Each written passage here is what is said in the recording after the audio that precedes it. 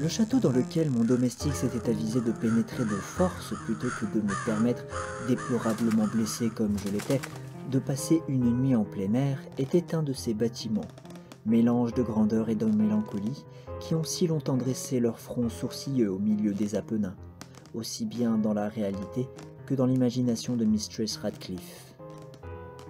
Selon toute apparence, il avait été temporairement et tout récemment abandonné. Nous nous installâmes dans une des chambres les plus petites et les moins somptueusement meublées. Elle était située dans une tour écartée du bâtiment. Sa décoration était riche mais antique et délabrée. Les murs étaient tendus de tapisseries et décorés de nombreux trophées héraldiques de toutes formes ainsi que d'une quantité vraiment prodigieuse de peintures modernes pleines de style dans de riches cadres d'or d'un goût arabesque. Je pris un profond intérêt à ces peintures qui étaient suspendues non seulement sur les faces principales des murs, mais aussi dans une foule de recoins que la bizarre architecture du château rendait inévitable, si bien que j'ordonnai à Pedro de fermer les lourds volets de la chambre, puisqu'il faisait déjà nuit, d'allumer un grand candélabre à plusieurs branches placées près de son chevet, et d'ouvrir tout grand les rideaux de velours noir garnis de crépines qui entouraient le lit. Je désirais que cela fût ainsi, pour que je pusse au moins, si je ne pouvais pas dormir, me consoler alternativement par la contemplation de ces peintures et par la lecture d'un petit volume que j'avais trouvé sur l'oreiller et qui en contenait l'appréciation et l'analyse. Je lus longtemps. Je contemplai religieusement, dévotement, les heures s'envolèrent, rapides et glorieuses, et le profond minuit arriva.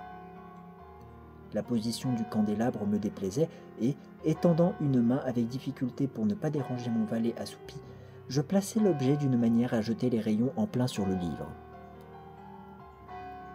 Mais l'action produisit un effet absolument inattendu. Les rayons des nombreuses bougies, car il y en avait beaucoup, tombèrent alors sur une niche de la chambre que l'une des colonnes du lit avait jusque-là couverte d'une ombre profonde. J'aperçus dans une vive lumière une peinture qui m'avait d'abord échappé. C'était le portrait d'une jeune fille déjà mûrissante et presque femme. Je jetai sur la peinture un coup d'œil rapide et je fermai les yeux. Pourquoi ? Je ne le compris pas moi-même tout d'abord.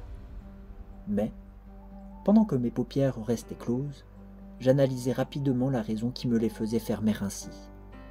C'était un mouvement involontaire pour gagner du temps et pour penser, pour m'assurer que ma vue ne m'avait pas trompé, pour calmer et préparer mon esprit à une contemplation plus froide et plus sûre. Au bout de quelques instants, je regardai de nouveau la peinture fixement. Je ne pouvais pas douter, quand même je l'aurais voulu, que je n'y visse alors très nettement, car le premier éclair du flambeau sur cette toile avait dissipé la stupeur rêveuse dont mes sens étaient possédés et m'avait appelé tout d'un coup à la vie réelle. Le portrait, je l'ai déjà dit, était celui d'une jeune fille. C'était une simple tête, avec des épaules, le tout dans ce style qu'on appelle en langage technique style de vignette. Les bras, le sein et même les bouts des cheveux rayonnants se fondaient insaisissablement dans l'ombre vague mais profonde qui servait de fond à l'ensemble. Le cadre était ovale, magnifiquement doré et guilloché dans le goût mauresque. Comme œuvre d'art, on ne pouvait rien trouver de plus admirable que la peinture elle-même. Mais il se peut bien que ce ne fût ni l'exécution de l'œuvre, ni l'immortelle beauté de la physionomie qui m'impressionna si soudainement et si fortement. Encore moins devais-je croire que mon imagination, sortant d'un demi-sommeil, eût pris la tête pour celle d'une personne vivante. Je vis tout d'abord que les détails du dessin, le style de vignette et l'aspect du cadre auraient immédiatement dissipé un pareil charme et m'auraient préservé de toute illusion même momentanée. Tout en faisant ces réflexions, et très vivement, je restai à demi étendu, à demi assis, une heure entière peut-être, les yeux rivés à ce portrait. À la longue, ayant découvert le vrai secret de son effet, je me laissai retomber sur le lit.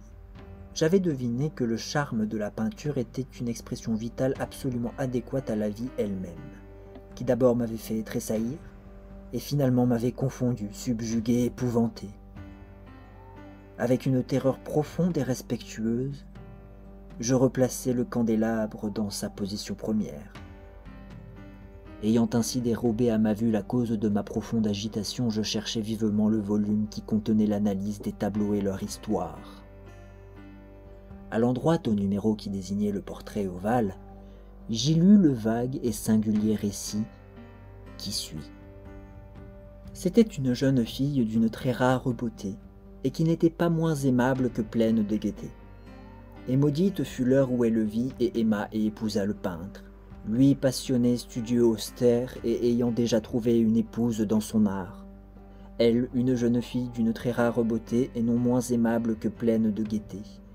Rien que lumière et sourire et la folâtrerie d'un jeune enfant, aimant et chérissant toutes choses, ne haïssant que l'art qui était son rival, ne redoutant que la palette et les brosses et les autres instruments fâcheux qui la privaient de la figure de son adoré.